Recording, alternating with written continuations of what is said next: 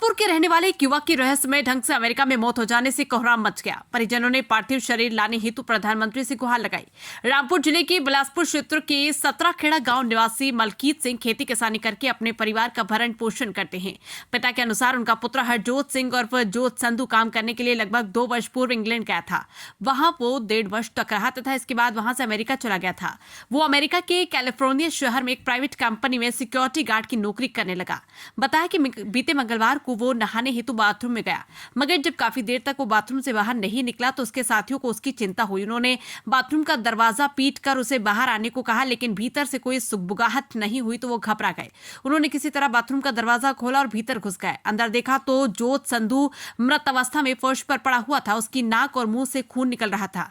ये स्थिति देख उसके साथी घबरा गए। उन्होंने आनन फानन में उसे नजदीकी चिकित्सालय में भर्ती कराया, मगर यहाँ चिकित्सकों ने उसे मृत घोषित कर दिया। बताया कि वहां उसके शव को पोस्टमार्टम के लिए रखा गया है। उन्होंने पुत्र का पार्थिव शरीर अपने देश लाने हेतु प्रधानमंत्री नरेंद्र मोदी से गुहार लगाई है।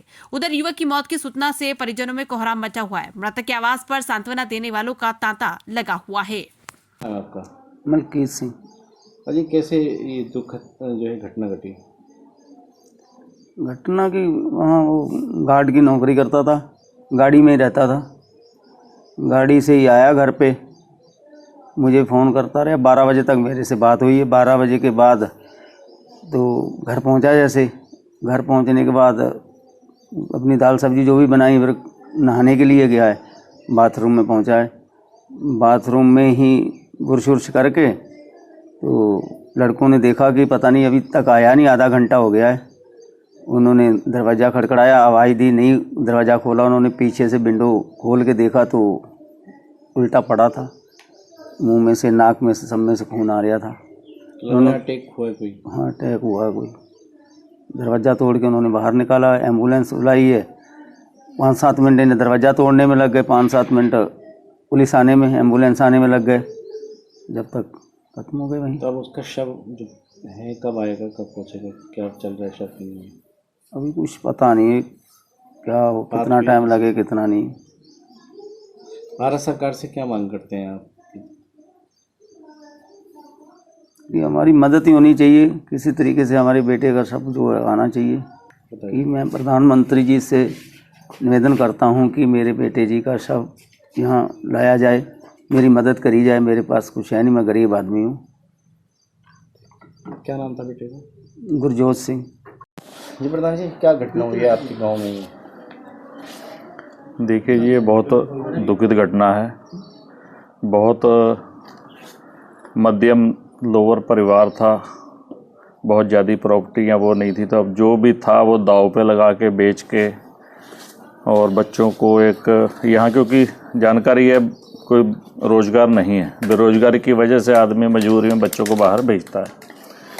जो भी प्रॉपर्टी जो भी था दाव पे लगा के बच्चों को बाहर भेजा था। एक उम्मीद थी कि जो कर्ज है, जो लिया दिया है, बच्चों की मेहनत वहाँ करेंगे तो वापसी हो जाएगी, लेकिन दुर्भाग्य रहा कि बच्चे के साथ वहाँ हादसा हुआ है। और ये कहा जाएगा कि इससे बड़ा जुल्म, कहर और कोई हो नहीं सकता। कर्जे में डूब के बच्चों से उम्मीद करके अब बच्चा ही परमात्मा ने छीन लिया। तो अब दूसरी समस्या ये है कि वहाँ से बच्चे की डेड बॉडी कैसे आए, वो भी इंडिया। बहुत बड़ा खर्चे का मामला है। परिवार इस कंडीशन में नहीं है कि इतना बड़ा खर्चा उठा पाए। तो आपके चैनल के माध्यम से भारत सरकार से विनती करेंगे कि इसमें जो भी मदद हो सकती हो इस परिवार की जाए। बाहर से डेड बॉडी बच्चे की वापस आ जाए। परिवार का रो रो के माँ का बहुत बुरा हालात है।